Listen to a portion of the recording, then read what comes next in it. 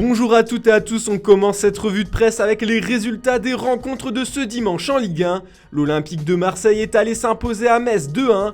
Les Phocéens peuvent remercier Arkadiusz Milik, auteur d'un but somptueux. Milik au 7ème ciel titre la Provence ce matin. Le Polonais a envoyé un retourné acrobatique dans les buts de Caillard. Milik met le feu pour l'équipe. Marseille confirme sa deuxième place et laisse Nice à 4 unités. Metz reste bloqué au 19e rang après cette défaite.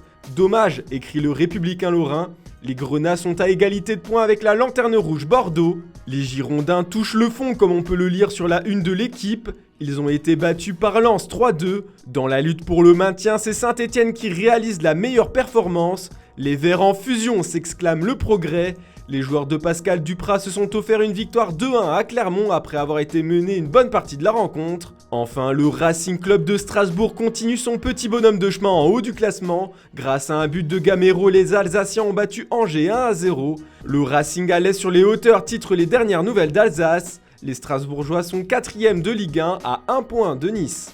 On a aussi eu le droit à du spectacle hier en Serie A. L'AC Milan s'installe dans le fauteuil de leader du championnat italien en battant 1-0 la Sampdoria. Ce matin, la presse italienne adoube le seul buteur de la rencontre. Le roi Leao titre la Gazzetta dello Sport. Dès la 8e minute, l'attaquant portugais a profité d'une passe décisive de 50 mètres de Mike Maignan pour déborder Bartosz Berzenski et ajuster Vladimiro Falcone. C'est le sprint de Leao titre le Corriere dello Sport sur sa une.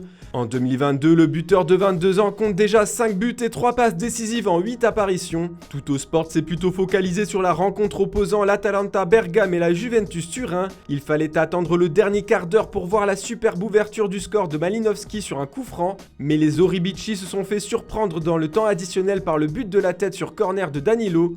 Le classement ne change pas avec ce match nul 1 partout. La Juve reste 4e à 2 points des Bergamesques, 5e de Serie A. Au Portugal, c'est Darwin Núñez qui fait la une des journaux du pays. Le buteur argentin de 22 ans est indispensable à la réussite du Benfica cette saison. Il a inscrit 18 buts en 18 matchs de Liga portugaise. Darwinismo titre ce matin à Bola. Le média affirme qu'il est l'attaquant le plus prolifique d'Europe. Une information que l'on retrouve dans les pages de Record.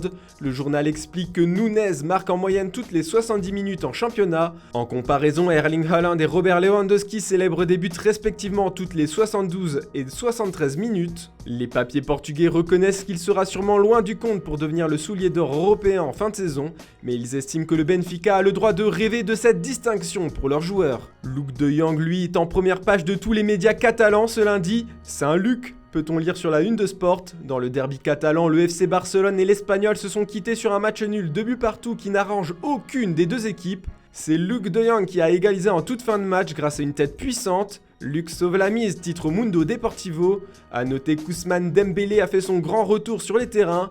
Un autre Français a fait parler de lui en Liga. Nabil Fekir a brillé avec le Betis Séville. Dans son édition du jour, Estadio Deportivo se permet de l'appeler Votre Majesté. Avec son doublé, il permet à son équipe de gagner 4-2 contre Levante. Les Sévillans sont 3e du championnat espagnol. Mais en Espagne, c'est bien le choc tant attendu de mardi soir entre le PSG et le Real Madrid en Ligue des Champions qui continue à faire couler beaucoup d'encre. Le journal Marca présente ce matin une interview exclusive du piston droit parisien Achraf Hakimi. Le Marocain va retrouver son club formateur qu'il a quitté définitivement en juin 2020 pour rejoindre l'Inter Milan. Il reconnaît que l'objectif principal du PSG est de remporter la Ligue des Champions. Nous voulons une nuit magique à Paris, a-t-il affirmé. Ça passera par une victoire contre la Casablanca.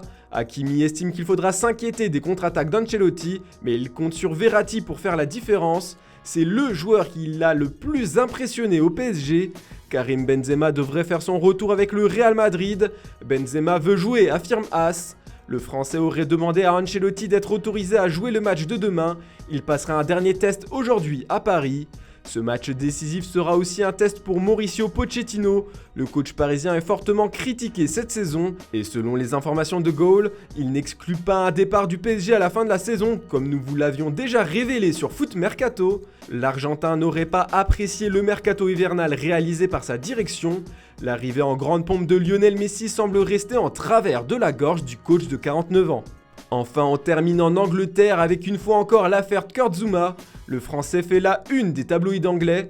West Ham jouait contre Leicester ce dimanche en Premier League. Le tricolore était annoncé comme titulaire, mais il s'est déclaré inapte à jouer après avoir été frappé par une maladie. Mais son absence n'a pas empêché les supporters des Hammers de chanter des chansons jugées ignobles par le Daily Star. Ils se sont fortement moqués du défenseur. Chatière s'est amusé à titrer The Sun ce matin. L'entraîneur de West Ham, David Moyes, a défendu son joueur en conférence de presse, estimant que les excuses ont été faites. Voilà, c'est tout pour ce lundi. On se retrouve dès demain pour une nouvelle revue de presse. Ne manquez pas cet après-midi le premier JT Foot Mercato de la semaine. Bonne journée à toutes et à tous.